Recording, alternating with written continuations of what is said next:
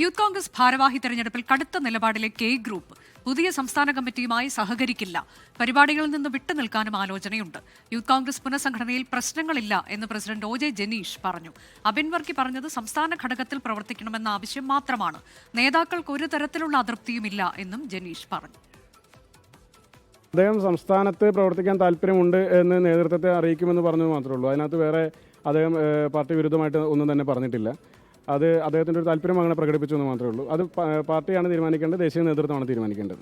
അങ്ങനെ ഒരു അഭിപ്രായ ഭിന്നതകളൊന്നും സംഘടനയ്ക്കകത്ത് നിലനിൽക്കുന്നില്ല. മാധ്യമങ്ങളിൽ വരുന്ന വാർത്തകൾക്കപ്പുറമുള്ള രൂക്ഷമായ യാതൊരു പ്രശ്നങ്ങളും ഇവിടെയില്ല. ഏതെങ്കിലും തരത്തിലുള്ള അഭിപ്രായ വ്യത്യാസങ്ങൾ ആർക്കെങ്കിലും ഉണ്ടെങ്കിൽ അതെല്ലാം നേതൃത്വം ഇടപെട്ട് പരിഹരിക്കും.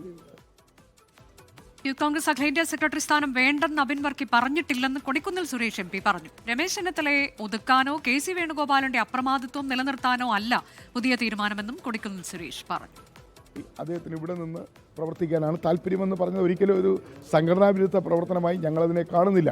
യൂത്ത് കോൺഗ്രസ് അഖിലേന്ത്യാ സെക്രട്ടറി സ്ഥാനം വേണ്ടെന്ന് അദ്ദേഹം പറഞ്ഞിട്ടില്ല. മറിച്ച് ഇവിടെ പ്രവർത്തിക്കാൻ കൂടുതൽ അവസരവും സമയവും നൽകണമെന്നാണ് പറഞ്ഞിട്ടുള്ളത്. ഇതിനകത്ത് പ്രധാനപ്പെട്ട രമേശ് ചെന്നിത്തല ഉൾപ്പെടെയുള്ള ആളുകളെ താഴ്ത്തി അടിച്ചമർത്തുകയും KC വേണുഗോപാൽ കേരളത്തിൽ വീണ്ടും ചൂടുറപ്പിക്കാൻ ശ്രമിക്കുകയും ചെയ്തതിന്റെ ഭാഗമായിട്ടാണ് ഇപ്പോഴത്തെ പുതിയ നിയമനമെന്നാണ് ഈ രമേശ് ചെന്നിത്തലയെ പിന്തുണയ്ക്കുന്നവർ പറയുന്നത്. അങ്ങനെ ഒരു അഭിപ്രായം ഞങ്ങൾക്കാർക്കുമില്ല. ഇത് ഹൈക്കമാൻഡ് എടുത്ത തീരുമാനമാണ്.